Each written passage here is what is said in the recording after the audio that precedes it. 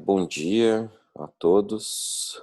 Ah, bom, já recebi aqui uma pergunta da Giovana, né? Como é que será realizada a minha avaliação?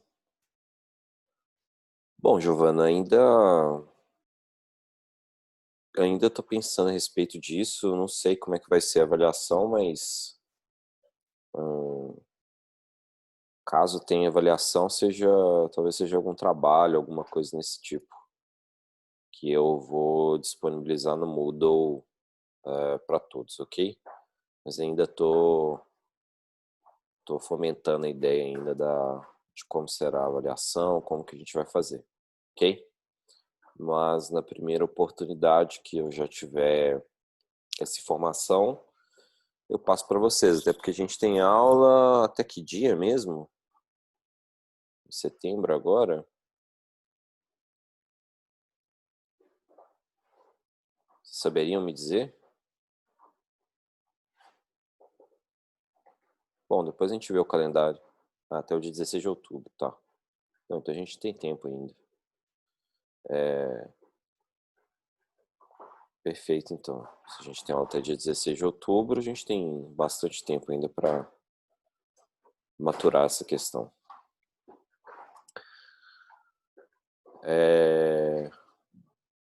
Bom, nós paramos na aula passada falando sobre as fontes do direito tributário, né? As fontes, já passamos pelas fontes reais e fontes formais. Agora nós vamos entrar numa parte da disciplina que é sobre a obrigação tributária, né? Que a gente tem a divisão entre obrigação tributária principal e obrigação acessória. Antes de mais nada, só passando um pouquinho pelo vocábulo obrigação, né? Ele pode ser entendido de duas formas. Seria relação jurídica, o vínculo que une polos opostos, credor e sujeito ativo, e o devedor, sujeito passivo, tendo primeiro o direito ao recebimento de determinada prestação e o segundo a obrigação de prestá-la. Pode também representar a própria prestação que tem de ser cumprida pelo devedor. Podemos ainda conceituar como relação entre pessoas por força da qual se atribuem direitos e deveres respectivos, né, para a constituição de uma obrigação. As obrigações podem se originar em razão da vontade do agente ou força da lei, respectivamente obrigação de vontade ou legal, né? Então, muitas das obrigações que nós temos no âmbito do direito, né, que inclusive implicam em obrigações para partes privadas ou partes públicas, né, decorrem basicamente de lei. Apenas no direito privado que nós temos aí uma constituição de obrigações por vontade das partes, né, através de contratos, através de obrigações que são constituídas livremente entre as partes. Mas grande parte, principalmente na área do direito público, né, que a gente está falando aqui, que é o direito tributário, basicamente são obrigações constituídas por determinação legal. No caso do direito tributário, então, por ser obrigação legal, seu nascimento depende da vontade do agente, né? Basta simplesmente você incorrer no fato gerador ou, de alguma forma, né, incorrer no evento econômico que implica na obrigação tributária, surge a obrigação por parte daquele que incorreu no evento econômico do adimplemento da obrigação tributária. Corrido, então, fato gerador, né, que a gente chama de evento econômico, nasce a obrigação tributária, ainda que não seja desejo do devedor. Talvez nenhuma das partes gostaria propriamente de pagar tributos, né? Mas, como se trata de uma obrigação nascida da lei, o seu cumprimento é de cunho compulsório, né? Ou seja, obrigatório, né? Nós não temos opção, independentemente se queremos ou não realizar o pagamento de tributos, né? E no direito tributário é interessante, né? Nós temos as obrigações tributárias que se dividem em obrigação principal. Essa obrigação principal está lá no artigo 113, parágrafo 1º do CTN.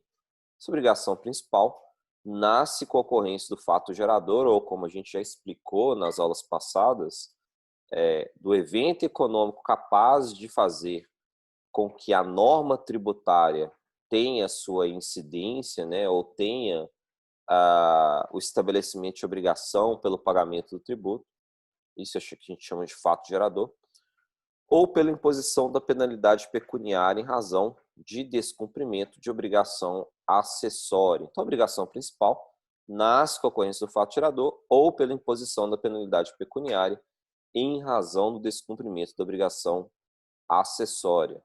Será sempre uma prestação de natureza pecuniária, ou seja, uma obrigação de dar dinheiro. Então, a obrigação principal nasce com o fato gerador, ou seja, o evento econômico capaz da incidência tributária, ou pela imposição de multa, né, uma penalidade em razão do descumprimento de alguma obrigação acessória por parte do contribuinte. E o que se constitui obrigação acessória? Né? A principal é o não pagamento do imposto ou não cumprimento da obrigação acessória. O que é a obrigação acessória? Está no artigo 113, parágrafo 2º do Código Tributário Nacional. São as prestações negativas ou positivas, obrigações de fazer ou não fazer. Não estão necessariamente ligadas à ocorrência do fato gerador, mas deve existir uma ligação ainda que indireta. Como exemplo, a gente pode citar a obrigação de declarar a renda no final do exercício, declaração do imposto de renda. Aceitar que o fiscal adentre a empresa e disponibilizar a contabilidade, prestar declarações à Fazenda Pública, etc. A obrigação acessória, na verdade, ela auxilia o fisco, né, ou a quem de direito. No caso de tributos extrafiscais, a gente tem aí entidades regulatórias, auxilia na cobrança, na fiscalização e na análise em relação à ocorrência da obrigação tributária principal. Então, a obrigação acessória são todas as obrigações que nós temos que prestar para o fisco, que auxilia na verificação e na análise, né, da ocorrência da obrigação principal.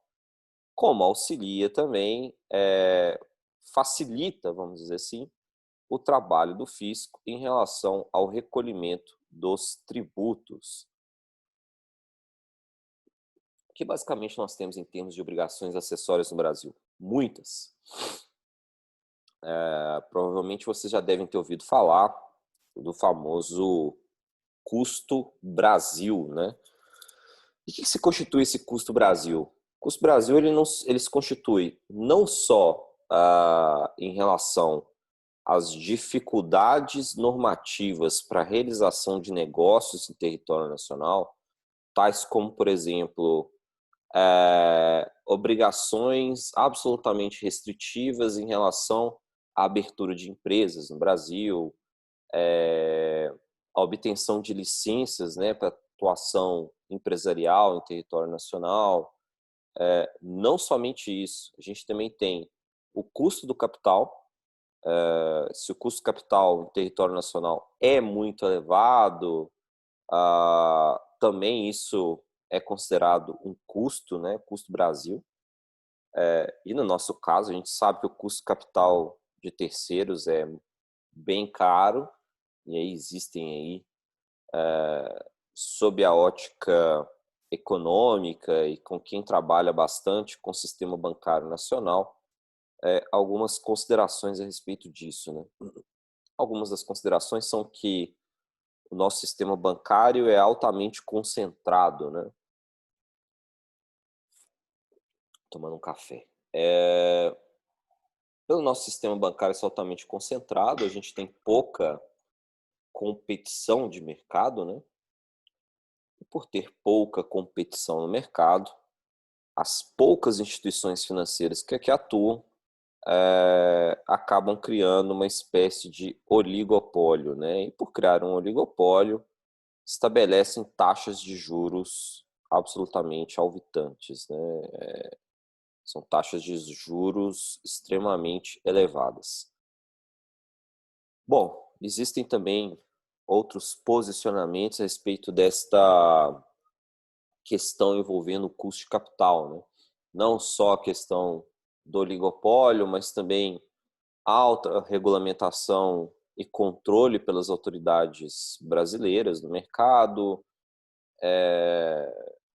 Existem também outras questões que nós aplicamos com ferro e fogo a norma da Basileia, o Banco Central é extremamente controlador, nós temos o Fundo Garantidor de Crédito com depósitos compulsórios, que acaba restringindo o montante de capital para as instituições financeiras. É extremamente caro manter uma instituição financeira no Brasil. Então, assim, existem várias questões, mas que eu acho que são um pouco acessórias, né? Afinal de contas, isso aí, no fim das contas, acaba aumentando o custo das instituições financeiras, não implicando em redução da sua margem de lucratividade, né? É aquela discussão que a gente sempre teve, né? Temos de precificação de mercado. E aí, quando eu falo precificação de mercado, eu falo até, inclusive, do produto taxa de juros, né? Para empréstimos, para fornecimento de capital no mercado. Isso é um produto das instituições financeiras. Não necessariamente o aumento de custo implicaria aumento de preço, né? Da mesma forma, não necessariamente uma redução de custo implicaria uma redução de preço, né? A recíproca é verdadeira, né? Nesse caso, se a gente tem um aumento de custo, não necessariamente para as instituições financeiras significaria um aumento da taxa de juros para o mercado, se nós tivéssemos uma competição verdadeira dentro do território nacional. O oligopólio, como ele acontece, acaba, esse sim, afetando a precificação. Bom, além disso, compor o custo Brasil, nós temos também a quantidade, né, o montante de obrigações acessórias a serem cumpridas pelas empresas em relação à apuração dos tributos. Só a título de curiosidade, nós temos, por exemplo, o SPED contábil, de cunho obrigatório, são as demonstrações financeiras de forma eletrônica, né? E são obrigatórias para as empresas que apuram sua base de tributação na sistemática do lucro presumido e do lucro real. Então, essas empresas são obrigadas ao envio do SPED contábil, ou seja, escrituração contábil digital, né? O SPED contábil, o ECD, escrituração contábil digital. Além dessa obrigação acessória, nós temos a ECF, escrituração contábil fiscal, relativa à apuração do imposto de renda e contribuição social sobre o lucro líquido. Temos ainda a FD, ICMS e IPI, ou seja, escrituração fiscal digital para apuração do ICMS e do IPI.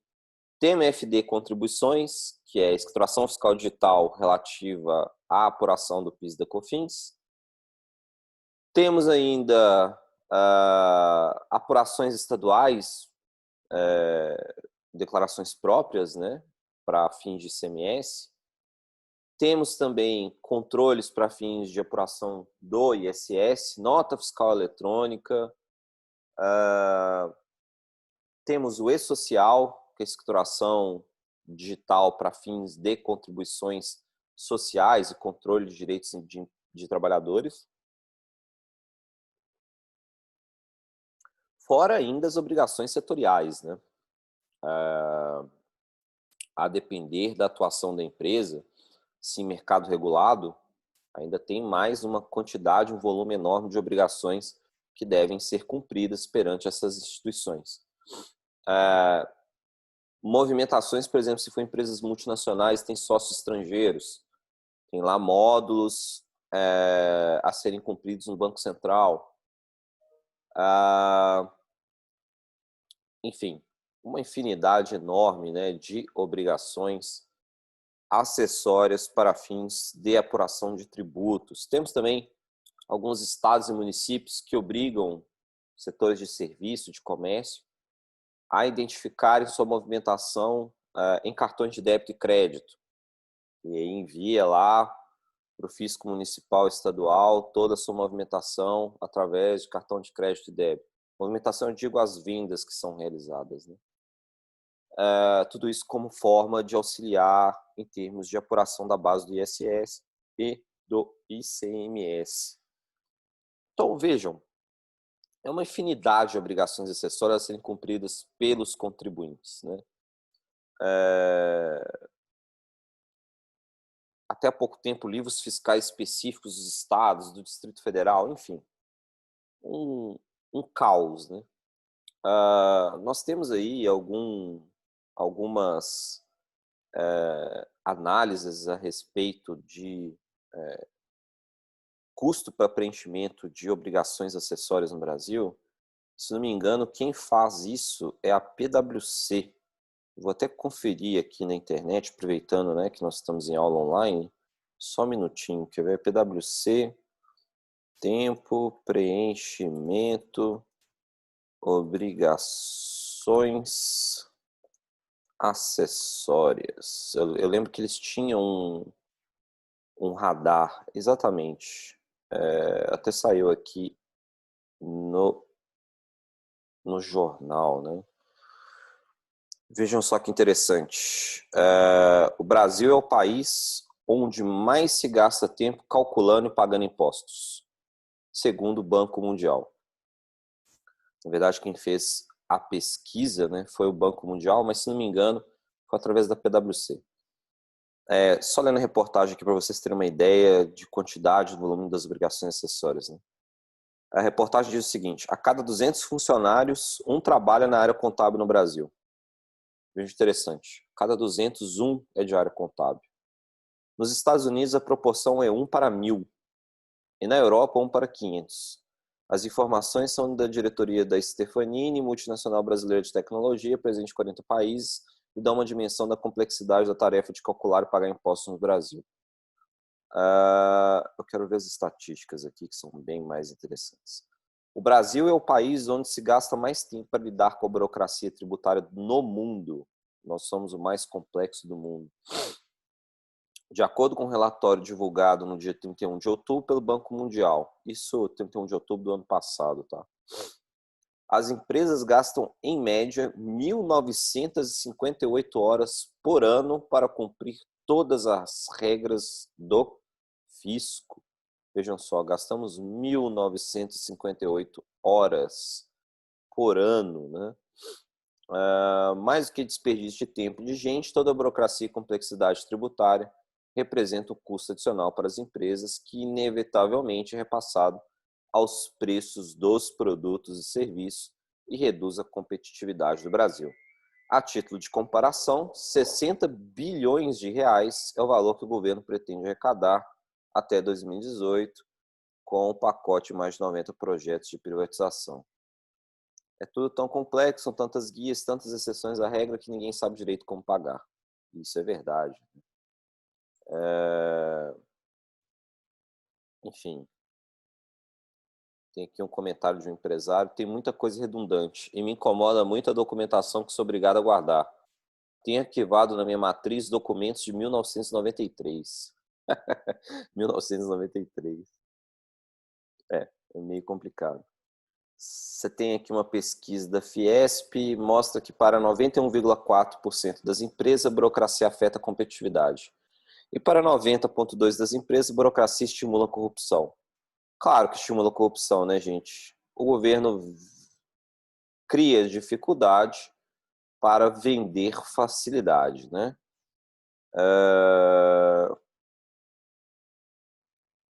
Bom, enfim, a reportagem interessante eu vou colocar aqui no nosso chat para que depois vocês possam esmiuçar de forma mais contundente. Deixa eu até ver que ano é essa reportagem. Tem aqui 1958 horas são gastas. Bom, essa reportagem é de 2017, né? Eu lembro que não mudou muito. Teve uma pequena queda, mas o Brasil ainda é um dos países mais complexos em termos de obrigações acessórias, né? Quantidade e volume de obrigações que nós temos que apresentar para o governo federal, estadual e municipal é realmente brutal. Até por isso, o nosso fisco, em razão do volume de obrigações acessórias que são apresentadas, o nosso fisco é considerado um dos mais eficientes do mundo, né? Ele é mais eficiente porque, obviamente, né, ele consegue estabelecer tantas obrigações acessórias que, basicamente, eles sabem absolutamente tudo da vida da gente. Além disso, né, tiveram aí algumas discussões perante o Poder Judiciário em razão de normatizações administrativas, ou enfim, algumas normatizações através da própria lei ou interpretação da lei, no qual houve a permissão do fisco ter acesso a absolutamente tudo de todos os contribuintes. Um grande exemplo que nós tivemos em épocas recentes, havia uma normatização da Receita Federal no qual ela poderia ter acesso à nossa movimentação bancária sem autorização judicial. Ou seja, tudo que você movimenta na sua conta bancária, inclusive cartão de crédito, cartão de débito, eu não digo não só movimentações de entradas e saídas na sua conta bancária, mas tudo que você mexe em termos de sistema financeiro, a Receita Federal tinha uma normatização no qual os bancos eram obrigados a entregar para eles. Outra obrigação acessória diferenciada que é apresentada à Receita Federal, que é uma declaração de movimentação financeira que os bancos entregam para a Receita Federal. Houve um questionamento judicial a respeito disso, dizendo que estaria se quebrando, né, o sigilo das informações bancárias e financeiras dos contribuintes, sem determinação legal, isso seria inconstitucional, etc. No fim das contas, se bateu lá no Supremo Tribunal Federal. E o Supremo Tribunal Federal entendeu, na oportunidade, que a Receita Federal pode sim ter acesso às movimentações financeiras de todos os contribuintes, sem qualquer tipo de autorização legal, para que ela pudesse realizar as fiscalizações necessárias. O mais interessante de tudo isso, e eu adoro quando isso acontece, é que logo após o Supremo Tribunal Federal ter considerado constitucional esse tipo de acesso, a Receita Federal do Brasil começou a fazer uma pequena fiscalização da movimentação financeira de autoridades brasileiras, incluindo os ministros do Supremo Tribunal Federal. E aí, eis que, né, quando mexe com eles, né, eles ficaram bravinhos, ficaram bem bravinhos os ministros do Supremo Tribunal Federal, e que estavam sendo devassados pela Receita Federal, analisando É movimentação aquelas, né, financeira. professor? Já que você liberou para uns, tá valendo para vocês também, né? Exatamente, exatamente. A Receita Federal começou a fiscalizar ministro do Supremo Tribunal Federal, ministro do Superior Tribunal de Justiça. Enfim, ele começou a fazer uma análise das movimentações financeiras das próprias autoridades, né? E aí, quando chegou neles, né, eles ficaram bravinhos. Nossa, isso aí é ilegal, é inconstitucional, e etc, e etc, e etc.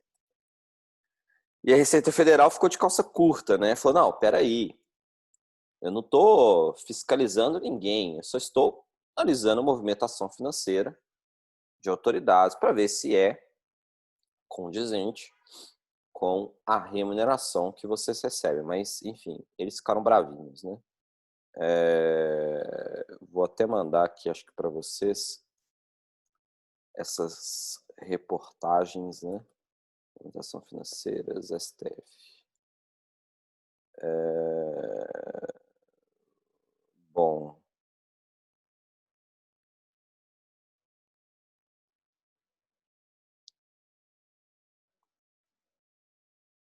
Bom, depois eu acho e mando para vocês. Enfim, começaram uma devassa aí, eles ficaram bravinhos, chateadinhos, hashtag chat, né?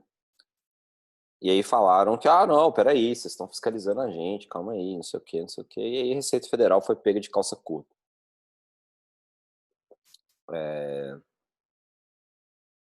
como dizem, né? Aos meus amigos, tudo. Aos meus inimigos, a lei. Basicamente, é o que aconteceu aqui. A lei para fiscalização da movimentação financeira só serve para a gente, tá, gente? Nós, pequenos mortais.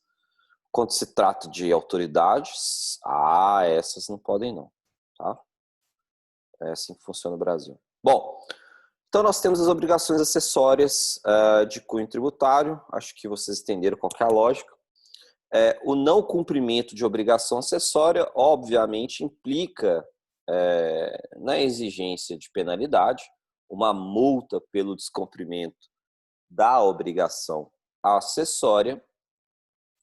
Essa multa, como ela tem cunho monetário, né, pecuniário, ela se transforma em obrigação principal. A multa, a obrigação acessória, ela continua acessória, que é o auxílio às fiscalizações em termos de ocorrência do fato gerador tributário e auxílio para fiscalização e arrecadação. Todo esse auxílio que é dado é chamado de obrigação acessória e normalmente são realizadas e cumpridas através de entrega de declarações ou informações para os fiscos federal, estadual e municipal. O não cumprimento implica na exigência de multa e essa multa ela tem natureza pecuniária e acaba se transformando em obrigação principal e exigida com o rigor da lei, obviamente para os inimigos da coroa, né? Para os amigos da coroa não há rigor nenhum. Nosso país ainda, apesar de ser uma democracia, entre aspas, tem características de monarquia, né? O pessoal aqui adora uma monarquiazinha, né? Um privilégiozinho para chamar de seu. Então eles são respaldados pela lei e não precisam, e não é visto, não é analisado, professor, os A, registros bancários a movimentação dos. financeira dos ministros? Isso. Não, é analisado, mas não dá em nada, né, Nicole?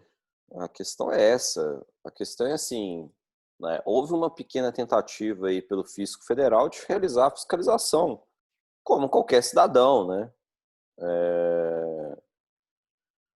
E se você tem uma movimentação financeira que não seja condizente com a sua renda, né? A Receita Federal vai fiscalizar. Enfim, eu tenho algumas opiniões a respeito disso. Eu não acho que a Receita Federal deveria ter acesso às movimentações financeiras das pessoas de forma automática.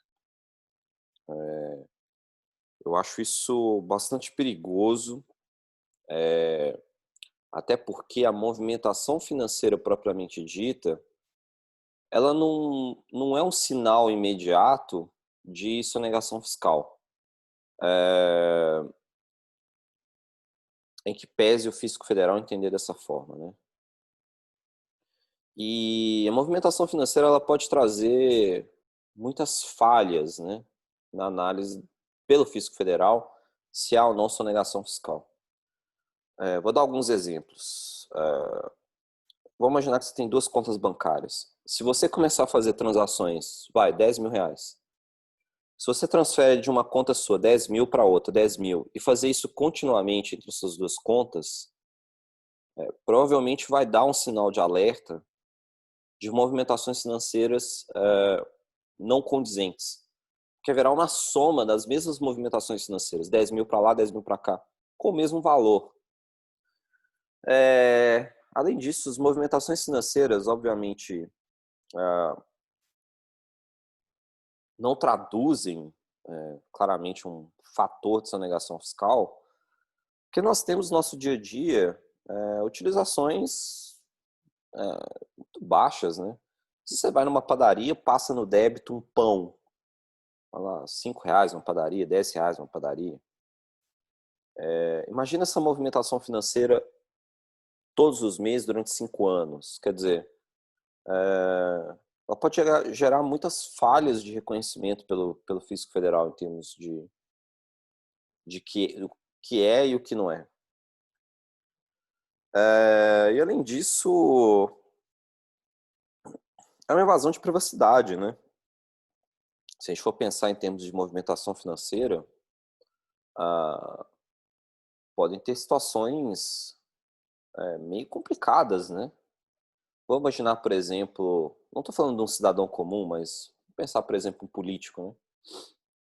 Se a Receita Federal tiver acesso às movimentações financeiras de políticos, por exemplo, eles podem identificar com que o político está gastando dinheiro e soltar na mídia coisas que podem manchar a imagem das pessoas, por exemplo, depender da movimentação financeira, algo que um político ou alguém de representatividade política tenha adquirido, que possa transparecer, por exemplo, opções sexuais, opções, enfim. Isso pode ser divulgado na mídia, né? Se eu tenho acesso à movimentação financeira, eu posso entrar nas minúcias, né, especificidades da vida de cada um, né? Então eu acho bastante complicado esse acesso. Mas enfim, o Supremo Tribunal Federal entendeu que podia, né? Já que eles legislam, né? E aí a Receita Federal identificou que havia indícios, né, de movimentações irregulares, né? E começou a fiscalizar. Afinal de contas, as autoridades não são melhores do que a gente, né? A autoridade, quando a gente fala, é simplesmente em razão do cargo, não porque eles são melhores. E aí, quando bateu neles, ficaram #chat, né? E aí deram um jeito lá de paralisar a fiscalização da Receita Federal, né? A Celina está perguntando, professor, você acha que essa situação também remete ao período da ditadura? Ou foi anterior a isso todo esse acesso? Não, esse acesso é recente, tá, Celina? Não é da ditadura militar, não. Tô falando de coisa bem recente. Coisa de decisão do Supremo Tribunal Federal, se não me engano, foi no ano passado, em 2019, tá?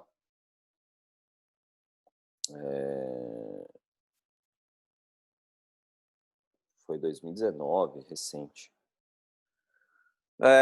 Não entendi exatamente a sua pergunta, Celine. Por que você acha que remete ao período da ditadura? Só para eu entender um pouco mais a sua dúvida. Se você pudesse manifestar, hein? Mas a ideia, não entendi. Tá. Ideia de controle, né, das questões individuais. Ah, não acho que seja ditadura, né? Não acho que seja ditadura. Eu acho que isso é um aspecto da nossa vida atual, né? Acho que hoje é muito complicado todos nós falarmos em defesa da privacidade. Afinal de contas, a tecnologia, ela trouxe muitas coisas boas para o nosso dia a dia, mas também a tecnologia, mais do que nunca, acaba com a privacidade. Por exemplo, vocês são uma geração que já nasceram basicamente com a internet, desde o dia que vocês foram aí concebidos, né? Não é o caso da minha geração. Eu lembro que a internet começou a surgir para a gente quando eu tinha aí aproximadamente 15 anos e nós utilizávamos a internet via discada por telefone. Então você tinha um modem, né, que você encaixava lá o negocinho do telefone e utilizava a internet discada e era bastante complicado, chato pra caramba. A velocidade era absolutamente ridícula. E todo mundo acabava usando a internet após as 11 horas da noite, se não me engano, porque tinha aquela questão do pulso telefônico. A partir das 11 horas era um pulso só. Então nós, na minha geração, nós não usávamos internet durante o dia. Olha que loucura, né? Você usava internet depois de 11 horas da noite ou no fim de semana. Então, todo mundo da minha idade entrava na internet no sábado, no domingo, ficava o dia inteiro no sábado, no domingo, ou durante a semana, depois das 11 horas da noite. Na minha época de escola, nós fazíamos pesquisa com livros, né, físicos, tinha aqui na biblioteca, etc. Então, hoje vocês botam lá no Google e tá tudo resolvido. Inclusive, copiam tudo do Google, né? Deveriam ficar espertos, né? Se vocês vão colar alguma coisa do Google, mudem as palavras, né? Porque basta copiar, colocar no Google, a gente vai achar de onde vocês tiraram, né? Então, não sejam juninhos. Ajuda na cópia, mas ajuda na identificação do plágio. E a tecnologia foi evoluindo para muitas coisas boas, acesso à informação, acesso a muita coisa, mas ao mesmo tempo o encerramento da nossa privacidade. Hoje, por exemplo, vocês usam mídias sociais aí, Facebook, Instagram, sei lá o que, TikTok, blá blá blá. Exposição total da vida de vocês. Os tais cookies, né, que todo mundo autoriza ali sem perceber, e também não tem outra forma. Você tem que autorizar para acessar páginas da internet ou aplicativos, né? Consegue identificar todas as preferências de consumo de vocês, né? Todo mundo aqui, bom, quero olhar uma marca XYZ de um produto XYZ. Você já consegue ter uma massa crítica em termos informacionais para saber quais são as preferências de consumo no Brasil, São Paulo, pessoas que moram próximos à Unifesp. Eu consigo chegar a esse tipo de detalhe, né? E assim conseguir oferecer produtos dentro da maioria. Igual, por exemplo, recentemente a gente teve um exemplo da Netflix, né, que soltou o seriado Stranger Things, né? Stranger Things, que fez bastante sucesso, foi um seriado construído na medida do público. Não foi algo que um diretor, um produtor imaginou, nossa, vamos fazer algo que remete à década de 80? Não. Foi analisando as preferências dos usuários Netflix, que tinham muitas pessoas que acessavam programas ou filmes que remetiam à década de 80, início da década de 90. Os caras fizeram na medida, coisas que remetiam àquela década, que é a década que eu vivi, e etc e tal. Então, nós temos hoje muitos benefícios pela tecnologia e muitos malefícios, que é o encerramento da nossa privacidade. Hoje você é filmado pelas câmeras nas ruas, pelo seu computador e por aí vai. Então, assim, respondendo a sua pergunta, Celine, eu não acho que é uma ditadura porque não é algo governamental. Não é um controle direto através dos nossos políticos, tá?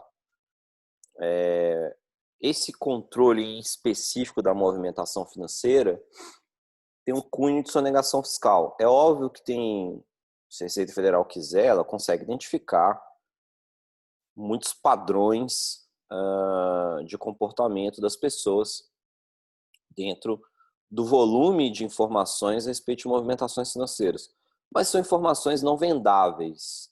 São informações que estão protegidas pelo sigilo e a Receita Federal não vai quebrar esse sigilo, mas ao mesmo tempo é um controle mais para fim de arrecadação tributária. Não vejo a Receita Federal utilizando ou distribuindo essas informações de outra forma com outros órgãos governamentais. Pode ser que ela distribua essas informações para a BIM, né, que é a nossa área brasileira de inteligência, né? Pode ser que tenha essa divulgação de relatórios específicos para eles, né? Ou o Ministério da Justiça deve ter alguma troca de informações, ou COAF, enfim. Mas geralmente em termos de segurança pública, não para controles de preferências políticas, opções políticas, isso não é feito dessa forma. Então, assim, sob a ótica governamental, a gente tem controles mais restritos, né? Vamos pensar assim, movimentação financeira, questão tributária, patrimonial. Agora, a quebra da privacidade nós temos mesmo no âmbito privado, né? Os aplicativos, computadores, tecnologias, etc. Esse sim há uma quebra da privacidade, os quais não estão sob controle governamental. Não, pelo menos, controle governamental brasileiro, né? Não posso dizer a respeito do controle governamental norte-americano. Nós tivemos naqueles vazamentos, não sei o que, leaks aí, né, de vários que tiveram, informações de que, se não me engano, o Facebook, o Instagram, algumas mídias sociais, elas divulgavam informações dos usuários para a NSA, né, que é aquela agência lá de defesa de segurança nacional dos Estados Unidos, que espia tudo e todo mundo, né? E foram empresas de tecnologia bastante criticadas. Eu não lembro se foram só essas, tá? Eu lembro que tiveram mais outras empresas de tecnologia que também davam para o governo norte-americano informações dos usuários.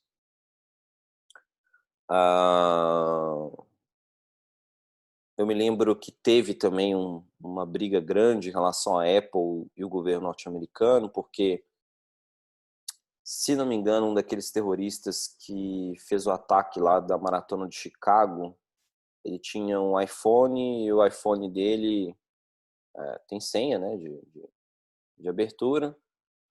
E, obviamente, o terrorista não ia abrir o telefone dele, né? E aí o FBI porque queria que a Apple quebrasse a criptografia para poder acessar o iPhone, e a Apple falou, nem a pau, Juvenal. Um dos meus motes em termos de venda de produto é que o iPhone é criptografado. Você, FBI, não acessa. Ninguém acessa. Um dos motes, inclusive, de segurança que existem em relação à Apple, né? E também ao iOS, enfim, ao macOS, os produtos Apple, né? Que não é verdade, vamos lá, né? Vamos por um hackerzinho Zé Mané que quer mandar mensagem no WhatsApp para todo mundo, os caras não acessam, mas o governo norte-americano eu duvido. No fim das contas, teve uma briga grande, né? Que eles não queriam dar criptografia, etc, etc. Então, assim, vejam, é uma relação de empresas privadas em questões tecnológicas que podem ou não serem divulgados para o governo, mas não é de controle do governo. Então, Celine, não acho que estamos numa situação de ditadura, né?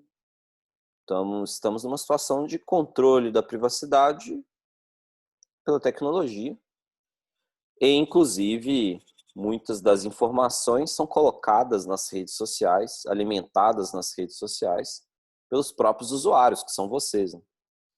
Então, se vocês querem ter a privacidade na maior medida protegida, não saiam colocando absolutamente tudo nas mídias sociais. Se vocês colocam, vocês dão de bandeja os seus padrões individuais para empresas privadas que podem utilizar esses padrões da forma que quiserem, de forma comercial. Bom, Celine comentou aqui, só um minutinho, entendi seu ponto, eu tinha imaginado que já era algo mais antigo, pelo menos uns 10, 15 anos. Não, assim, a Receita Federal sempre quis ter acesso às movimentações financeiras, mas veja, de novo, é de forma restrita, eles usam essas informações mais para fim de arrecadação tributária, não é algo planificado.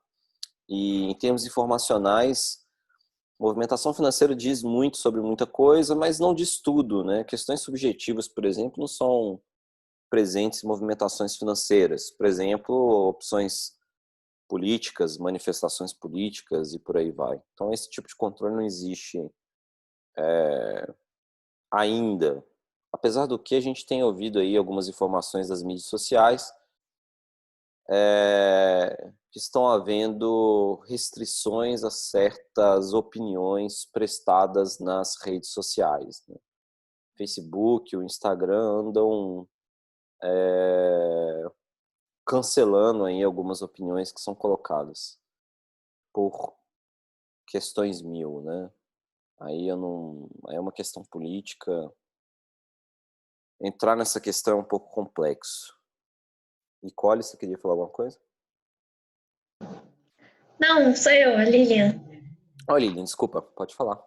Qual Interrompi. que seria o impacto nessa parte da privacidade das redes sociais da Lei de Proteção de Dados?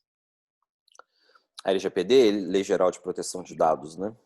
Ah, então, a Lei Geral de Proteção de Dados, ela traz regulamentos na utilização e tratamento de dados obtidos pelas empresas através do uso de tecnologias, né?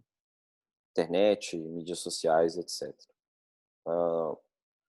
E lá tem muitas travas pela utilização das empresas, né? Você tem que ter uma autorização específica do usuário, dizendo que ele está de acordo em fornecer informações e que essas informações poderão ser utilizadas pelas empresas,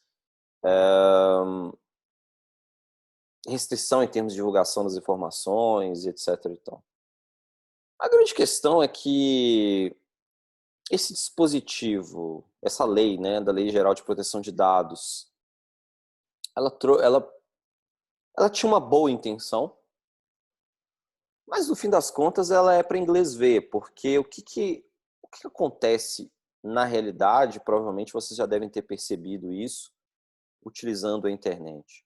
Toda vez que vocês acessam um site que captura, né, capta essas manifestações individuais e que podem ser utilizadas em termos de tratamento, sempre vem um aviso, né, antes que você acesse o site.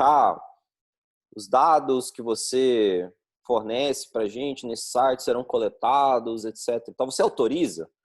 Se você coloca não, você não acessa o site. É simples como isso. Assim. Ou você não acessa o aplicativo. Não quero. Não, acabou. Você não acessa o site. Você não entra no aplicativo. O que todo mundo faz? Aperta sim. É igual cookie, né? Parece quando você entra no site, você esse site utiliza cookies.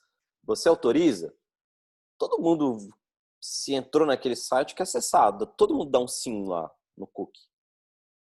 No fim das contas, a ideia da LGPD é boa, mas não vai ter efeito prático. Porque para quem divulga conteúdo, ele vai pedir autorização do usuário. E se você não me der autorização, eu não vou deixar você acessar a minha área. Então, se você entrou lá, é porque você tem interesse em acessar a área. E duvido que alguém possa conviver no mundo tecnológico atual sem ao menos dar algum sim para algum aplicativo. Você pode, em alguns sites, falar não. Mas vai chegar um ponto que você vai falar sim para todo mundo. Você vai acessar um site de notícias, por exemplo, e vai lá, LGPD, você tem que me dar autorização, etc e tal, blá, blá. Não vou dar autorização. Bom, então você não vai acessar as notícias.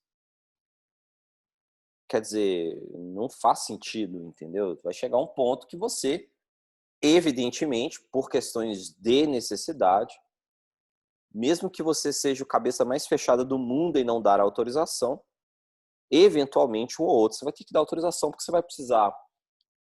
A informação para você vai ser mais valiosa do que o custo de você permitir o acesso de dados pessoais. Então, não vai ter efeito prático nenhum, no meu ponto de vista.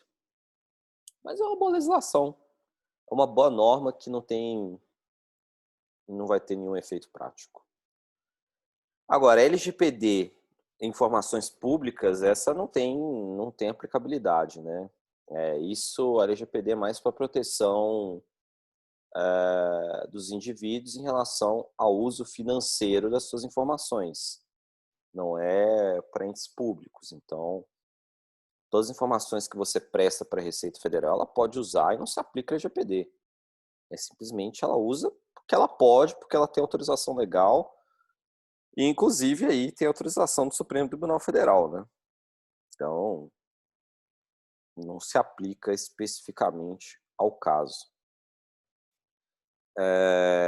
O que nós podemos fazer em termos de informação privada para evitar maior exposição é não sair divulgando absolutamente tudo no seu Facebook e no Instagram. Vamos lembrar que Facebook e Instagram não é o seu diário pessoal. Você não precisa ir ao banheiro e falar: oi, pessoal do meu Facebook, estou no banheiro. Oi, pessoal do meu Facebook, hoje eu estou não sei aonde. Oi, pessoal do meu Facebook, hoje terminei o meu namoro. Estou solteiro ou estou solteira. Oi, pessoal do Facebook, hoje eu na balada. E posta todas as fotos possíveis e inimagináveis, inclusive você dormindo. Não precisamos disso. E se você o faz, lembre-se que está, basicamente, dando informações privadas a seu respeito para algum chinês maluco estar utilizando contra você. É só uma brincadeira, tá, gente? Enfim, tenham cuidado com as informações privadas. E é até interessante, só a título de, já que a gente entrou nesse tema um pouquinho, a título de curiosidade, há um tempo atrás uma funcionária pública, não sei se era federal ou estadual, enfim, era uma funcionária pública que havia solicitado afastamento por questões médicas. E ela estava afastada há um bom tempo do serviço público. Quando você tem afastamento por questão médica, você recebe seu salário normalmente. E aí ela postou no Facebook uma foto que ela tinha corrido uma maratona no Rio de Janeiro.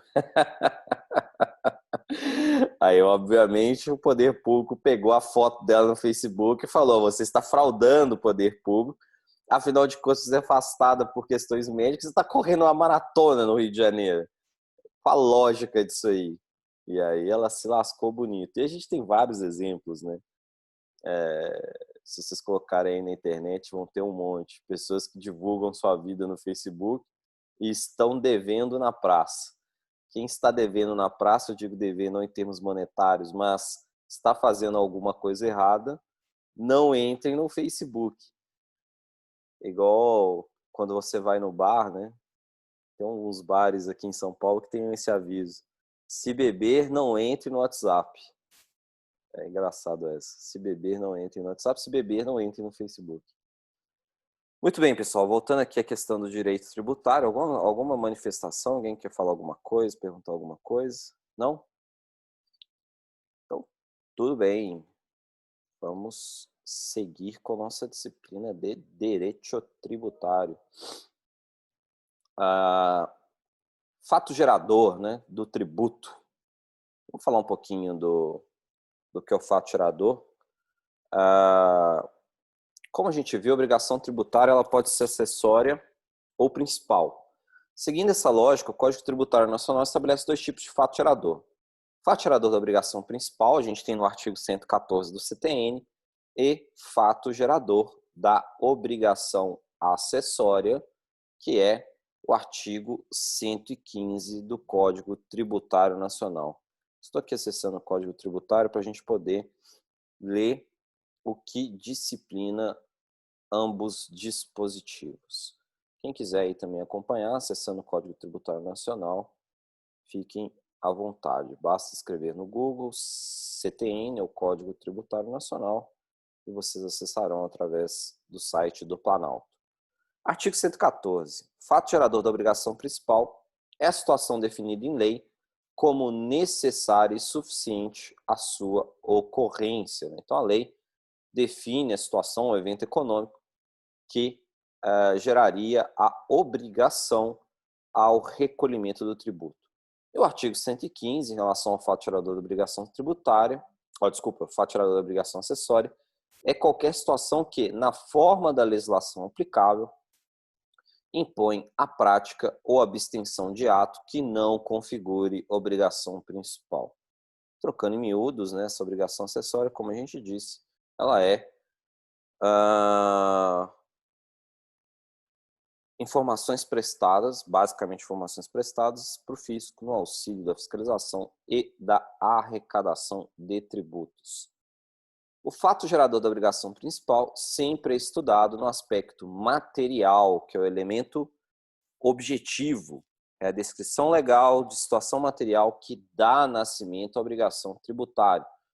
Por exemplo, o evento econômico, né, de adquirir renda ou ter propriedade de bem imóvel em região urbana, que surge a obrigação de pagar imposto sobre propriedade urbana ou propriedade de bem imóvel em área rural, que surge a obrigação de pagar imposto sobre propriedade territorial rural. Em torno deste aspecto material, há outros fatores necessários para a identificação da obrigação tributária, que são o elemento subjetivo.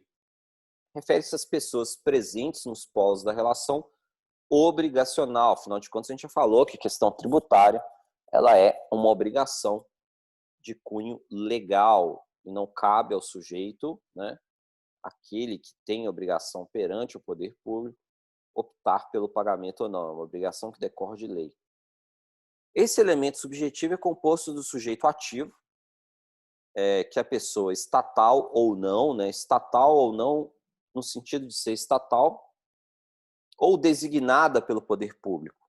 Existem aí alguns tributos que são conhecidos como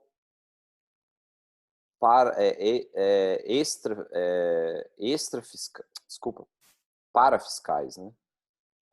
Os quais são transferidos para outros entes públicos ou de cunho público para a sua arrecadação. Por exemplo, Conselho Federal de Contabilidade, OAB, a gente discutiu um pouco disso, né? Essa parafiscalidade é importante.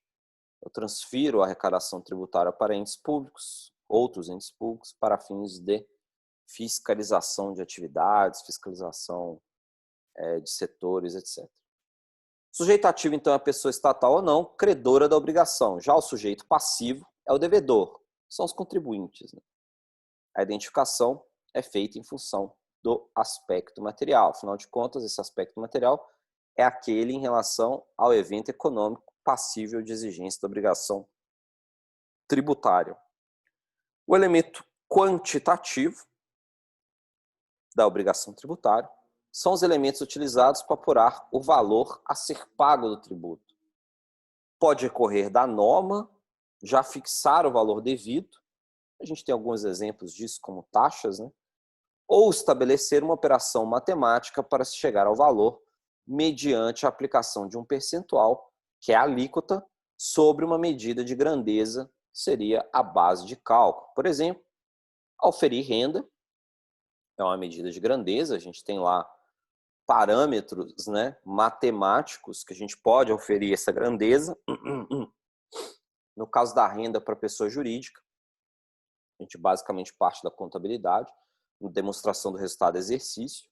Demonstração do resultado do exercício identifica se a atividade operacional de uma empresa gerou lucratividade ou não.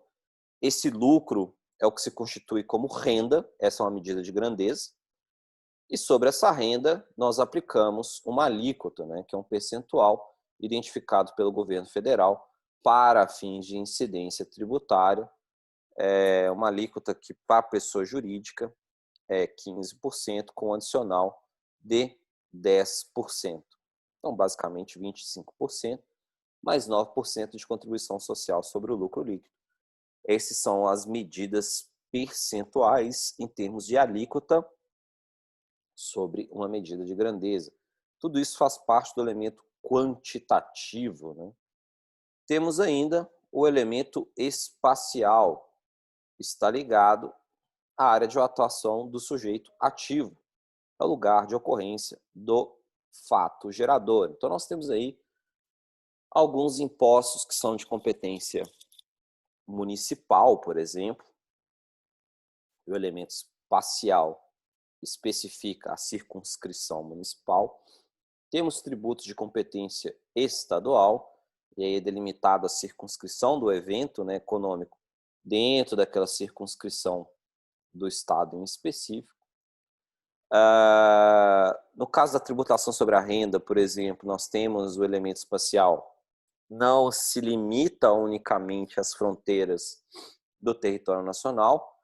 Nós temos a incidência tributária hoje chamada em bases mundiais. Então, se você é residente fiscal no Brasil e oferir renda, por exemplo, nos Estados Unidos, essa renda oferida nos Estados Unidos pode estar sujeita a uma dupla tributação, tanto pelo governo norte-americano quanto pelo governo brasileiro, porque o Brasil faz essa tributação em bases mundiais. Ela exige que a renda oferida em diversas localidades do mundo, se você é residente fiscal no Brasil, tem a obrigatoriedade de declarar em território nacional.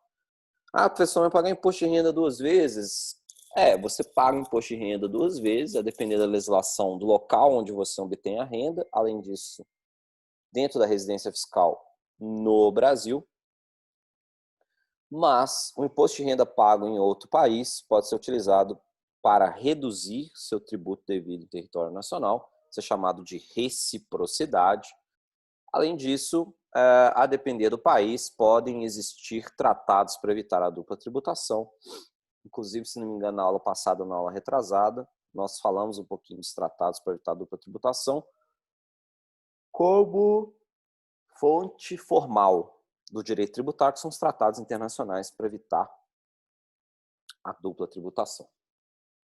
E dessa forma você consegue aplicar em algumas situações bastante específicas. Isso faz parte aí de uma análise de direito tributário internacional, direito tributário das regras nacionais, mas o que a gente tem que ter em mente é o elemento espacial, está ligado à circunscrição do município, do estado ou do país.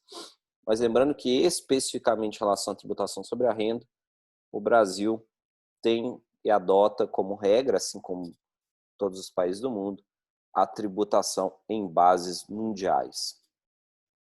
Temos ainda o aspecto temporal, é o momento da ocorrência do fato gerador. É importante para verificar a lei aplicável ao caso, ou seja, quando foi que você oferiu renda? Bom, oferi renda em 2019. Logo, a sua obrigação de pagar o imposto de renda, ela se encerra em 2020. Ao oferir renda em 2020. Quando devo pagar o imposto? Devo pagar o imposto em 2021, após o prazo de entrega de declaração de imposto de renda, especificado pela Receita Federal do Brasil. O fato gerador, ele pode ser classificado de diversas formas. Algumas são importantes para conhecermos a estrutura de certos tributos, passados essas questões envolvendo os aspectos material, subjetivo, quantitativo, espacial e temporal da hipótese de incidência tributária,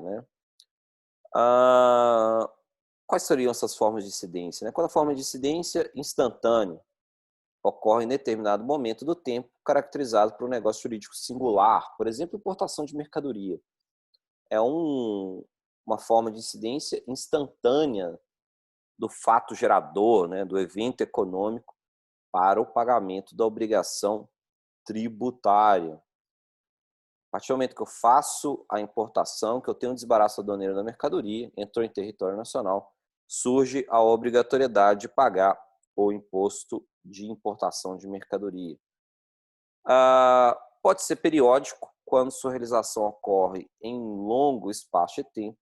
Por exemplo, a soma de todos os fatos ocorridos da nascimento à obrigação tributária. O exemplo é o imposto de renda. Ele é periódico, ele estabelece a sua incidência de forma periódica. Continuados caracterizam situações que se mantêm perene no tempo, sendo mensurado por um corte temporal determinado em determinado dia do ano. Por exemplo, IPTU. Basta você ser proprietário de uma propriedade territorial urbana, ele é um fato gerador que tem forma de incidência continuada. E qual é o momento de ocorrência do fato gerador? O CTN prevê no seu artigo 116 2 momentos específicos. Nas situações fáticas, quando presente as circunstâncias materiais para que produza os efeitos que lhe são próprios. Estão lá no artigo 116 do nosso Código Tributário Nacional. Então, aquilo que depende de um evento econômico fático, ocorre o fato gerador, ou seja, cumpre-se o aspecto material da hipótese de incidência e surge a obrigação tributária em termos de recolhimento, identificando o sujeito ativo da relação, se é União, Estados e municípios, questão do aspecto quantitativo, né? Quanto eu tenho que pagar, aspecto temporal, quando eu devo pagar. E é o momento da ocorrência do fato gerador em situações jurídicas, quando presentes todos os requisitos previstos na lei. Então, situações fáticas, quando o evento econômico acontece, surge obrigação tributária. Nas situações jurídicas, quando presente todos os requisitos previstos na nossa legislação. Bom, pessoal, podemos fazer uma pequena pausa e aí damos continuidade à nossa disciplina de hoje em relação ao fato gerador no direito tributário. Pode ser? Pode ser, professor. Combinados. Aí vocês podem tomar um café, tirar um cochilinho, ir ao banheiro, assistirem um pouco de desenho, né? Agora é o momento que passa desenho para a criançada, Caverna dos Dragões. E vocês podem ir lá assistir meia horinha de Caverna dos Dragões, ou Thundercats. Muito bem, pessoal. Até daqui a pouco. Vou parar aqui a